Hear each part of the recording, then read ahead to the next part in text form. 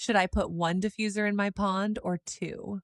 That's a great question. Honestly, it all depends on the size and shape of your pond.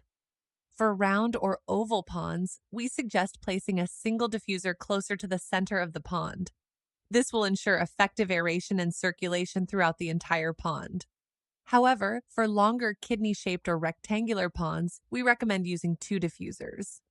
These should be positioned approximately 1/3 of the way in from each end. This placement will optimize the distribution of oxygen and maintain a healthy environment for aquatic life.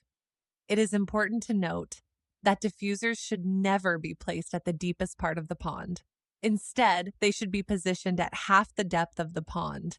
This prevents any disturbance to the water's natural thermocline, especially during extreme temperatures in hot summers and cold winters. By following these placement guidelines, you can enhance the overall health and balance of your pond's ecosystem. Thank you for watching this video, and if you have any further questions or need anything else, please don't hesitate to contact us directly. Have a great day.